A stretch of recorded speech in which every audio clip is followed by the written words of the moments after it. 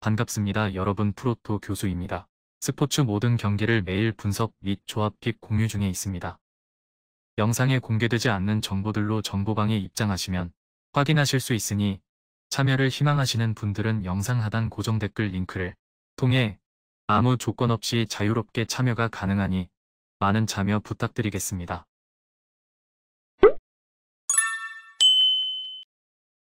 첫 번째 경기는 파리 생제르맹 대 오세를 한번 살펴보겠습니다. 파리는 최근 다크호스로 떠오른 로리앙도 제압하며 1위 자리를 가뿐하게 수성하고 있습니다. 전체적으로 소극적인 스타일의 오세르가 상대라 일방적인 경기 구도가 예상되는데요.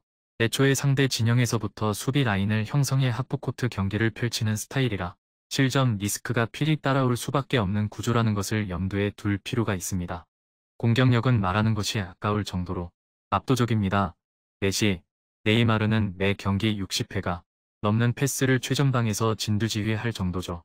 다만 월드컵을 앞두고 메시 결장 이슈가 발생해 전방의 무게감이 크게 떨어진 점은 주의 깊게 지켜봐야 할 사안인데 그럼에도 체급차가 압도적이고 대체 선수들도 질비하기에 멀티 득점은 문제가 없어 보입니다.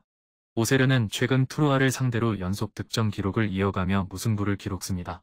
오세르는 원정에서 무실점으로 마친 적도 없을 뿐더러 리그 원정 실점 2위에 올랐을 정도로 매우 불안한 수비를 보여주고 있습니다. 오세르는 이번 시즌 리그에서 가장 많은 롱패스를 시도하는 팀입니다. 또한 원정에서 넣은 7골 중 5골이 70분 이후에 나온 것도 흥미로운 사실이죠. 이러한 전술적 움직임을 통해 아우레트나 페랑에 의한 득점의 가능성이 있습니다. 최근 10경기서 파리가 2골 차 이상 압도한 경기가 2회에 불과한 것은 사실입니다. 하지만 강팀과의 일정이 잦았음을 고려해야 하며 오세르와의 체급차를 생각하면 2골 차 이상으로 갈 가능성이 높아 보입니다. 메시의 결장 이슈도 큰 문제가 없을 것으로 보이며 파리의 승과 오버를 고려해도 괜찮은 매치업으로 보여집니다.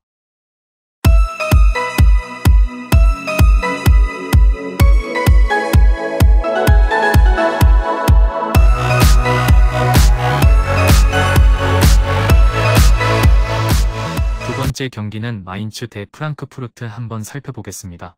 마인츠 최근 최하위 샬케에게도 패하며 자존심을 구겼습니다. 수비 안정화가 시급한 상황인데 3연패를 기록할 동안 가장 큰 문제는 전반에만 5실점을 허용한 것에 있습니다. 이른 시기에 리드를 내주는 바람에 점유율의 우위를 가져가더라도 끌려다니기 바쁜 상황만 반복했는데 그런 상황에서 만난 프랑크푸르트는 최악의 상대로 보여집니다. 분명 10월에만 5경기 11골로 꾸준했던 공격력이 11월 들어 갑자기 잠잠해졌고 상위 전력도 아니고 비등하거나 하위 전력인 볼프스부르크와 샬케가 상대였는데 무득점인 것은 큰 낭패로 보여집니다. 그래도 마르틴, 이재성의 세트피스 변수가 있는 데다 프랑크푸르트가 리그 원정에서 무실점을 기록한 적이 없는 점을 고려해야 합니다. 프랑크푸르트는 분위기가 최고조에 달한 시점에 부진에 빠진 마인츠를 만납니다. 상승세를 이어나갈 기회로 보여지는데 에이스 카마다의 물오른 득점력은 물론이거니와 돌격대장 린스트렘, 무나이 등 주전 공격진의 생산력도 남부럽지 않죠. 거기다 역습과 세트피스로만 11골을 만들었을 정도로 공격 옵션이 다양해 수싸움에서 상대를 압도하고 시작할 수 있습니다. 하지만 리그 원정에서 무실점 경기가 없는데 수비 집중력을 상쇄하고도 남는 수준의 공격력은 짚고 넘어가야 할 부분입니다. 프랑크푸르트가 결장자 이슈로 수비 누수가 생긴 것은 사실이나 카마다를 비롯한 공격 자원의 다양한 패턴에서 나오는 파괴력은 여전합니다. 반면 마인츠는 최근 극심한 부진에 빠진 상황이고 프랑크푸르트가 수비력을 상회하는 공격력으로 우세를 가져갈 것으로 보입니다. 프랑크푸르트의 승리를 예상하며 핸디캡 접근은 조금 무리가 있어 보입니다. 오버를 픽하는 것도 차선으로 보여지는 매치입니다.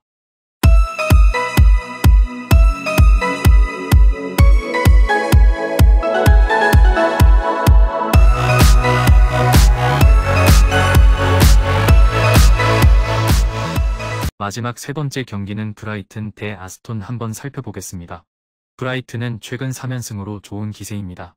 전술적 유연성이 빛을 발하고 있는데 기본적으로 4-2-3-1 포메이션을 가동하고 있으나 강팀 상대 C352, 4-4-2로 바꾸는 등 빠른 대응을 하고 있습니다. 특히 공격 작업에서 측면 지역을 적극적으로 활용하고 있습니다. 중원에서 강한 압박을 통해 볼을 탈취한 후 측면으로 전개하는 방식을 채택하고 있습니다. 참고로 주요 득점 루트로 꼽는 트로사르, 크로스 등의 단기 페이스도 괜찮은 편입니다. 아스톤 빌라는 감독 교체 효과로 선수들의 움직임이 이전보다 활력이 넘치긴 했으나 복귀한 페르난데스를 제어하지 못하며 클래스의 한계를 체감했습니다. 예메리 감독은 낮은 위치에서 강한 압박에 이은 간결한 측면 역습을 주문하고 있는데 선수단 파악을 위해 후보 선수가 들어가거나 이전과 다른 포지션에서 뛰게 하고 있습니다. 중앙 미드필더인 맥긴이 대표적입니다. 측면에서 좋은 모습을 보인 부엔디아와 달리 와킨스와 유기적인 움직임을 가져가지 못했죠. 결국 측면 운영에 구멍이 생긴 것인데 최근 브라이튼의 측면 생산성을 고려한다면 이러한 약점은 실점으로 연결될 가능성이 있습니다. 당분간 어수선한 모습이 보일 것으로 예상되는 아스톤입니다. 양팀 신임 감독의 전술 적응 차이가 승패를 가를 것으로 보입니다. 측면에서의 공격을 강조하는 기조는 비슷하나 아스톤 빌라는 아직 최적의 선수를 찾고 있는 단계라 선수 기용 시 전술 적응 문제를 노출하고 있습니다. 측면 생산성으로 전술 적응을 증명한 브라이튼이 적극적인 공세를 펼치며 우위를 점할 것으로 보여집니다. 브라이턴의 우세를 예상합니다. 다만 맞대결에서 아스톤이 더 강한 모습을 보여주었다는 걸 감안하면 핸디캡은 접근은 무리가 있어 보이며 언더를 차선으로 고려해도 괜찮은 매치로 보여집니다. 금일 경기들은 이렇게 알아보았습니다.